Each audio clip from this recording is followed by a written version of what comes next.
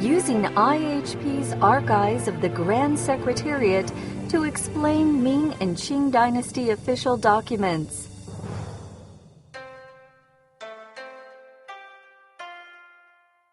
Oh my! It's so late! Why are you guys still awake? Me? I'm busy researching documents from the archives of the Grand Secretariat. I have no time to sleep.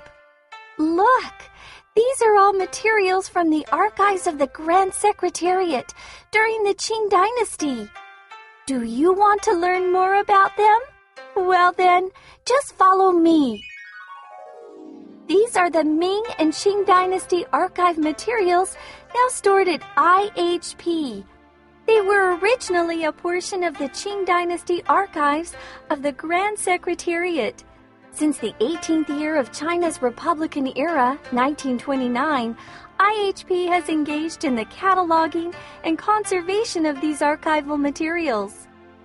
IHP contains more than 310,000 Ming and Qing documents from the archives of the Grand Secretariat, including documents which were stored at the Grand Secretariat, such as imperial decrees, edicts, memorials, and proposals, documents produced at the Grand Secretariat, book compiling documents, exam and answer papers, and old documents from Mukden. These materials record the national and societal affairs of the Ming and Qing dynasties and are valuable first-hand materials for the study of Ming and Qing history.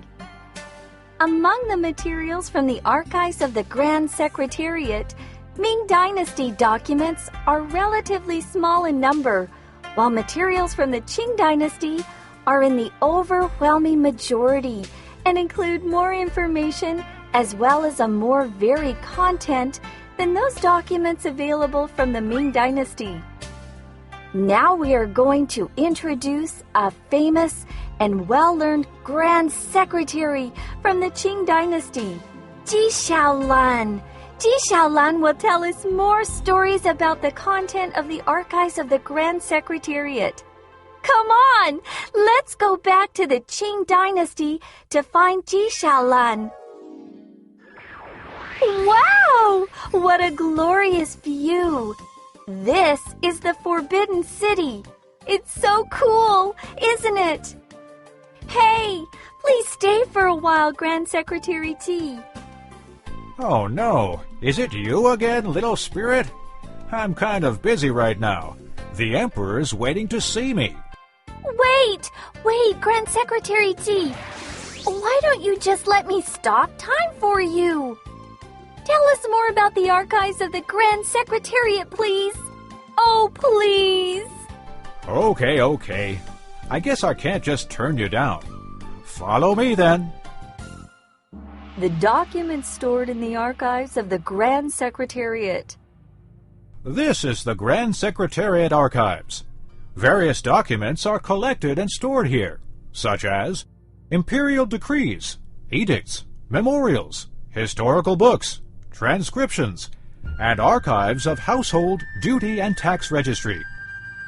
Are there any differences between these official documents? Of course, there are differences between them. If officials from the central and local governments have anything to report to the Emperor, they use different kinds of memorials, such as routine memorials, as well as palace memorials, to make their reports. When the word private or confidential appears on the front cover of a memorial, this usually means that the memorial contains matters related to personnel issues. As most routine memorials are submitted via the Office of Transmission, it is difficult to keep the contents of the memorials confidential. The Palace Memorial System was created to solve this problem. Routine memorials are official documents used for communication between the central and local government, and they usually pertain to government administrative affairs. If you want to get a better idea about the lives and conditions of the common people, you can find related materials in memorials and official documents about legal cases, such as memorials involving real estate deals, private loans, marital and domestic disputes, etc. Imperial edicts are important certificates issued by the emperor, which nominate civil and military officials to local district posts and place them in these areas. Due to differences in official rank, the certificates can be further separated into nominative edicts and transmitted edicts. Nominative edicts have both a position title and an official's name written on them, while transmitted edicts only include position title. As far as I know, there are almost 2,000 of this type of edict at IHP, and there are more nominative edicts than transmitted edicts. Documents from the Grand Secretariat. There are 12 bureaus under the Grand Secretariat, including the Clerk's Office, the Manchu Document Section, the Chinese Document Section, the Mongolian Document Section, the Manchu Document Registry, the Chinese Document Registry, the Edicts and Decrees Section, the Receiving and Forwarding Office, the Meal Allowance Office, the Duplication Office, the Endorsement Office, and the Verification Office. The various bureaus record the daily operations within the Grand Secretariat, and these records include personnel evaluation, attendance records, working shift schedules, and sign-in books. For example, the records of the Verification Office contain daily duty and shift schedules. In other words, the documents from the Grand Secretariat are simply the daily work records from each section or office within the Secretariat. Documents from book compilation offices. The practice of compiling official books was extremely popular in the Qing Dynasty.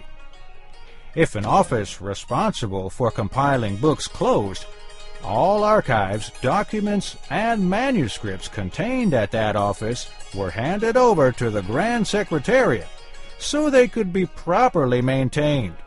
The items you see here were edited by several different book compilation offices, such as the Veritable Records Office, the Office for Recording Everyday Events, the Decrees and Regulations Compilation Office, the Geography Records Office, the Ming History Outline Office, the Ming Historical Research Office, etc.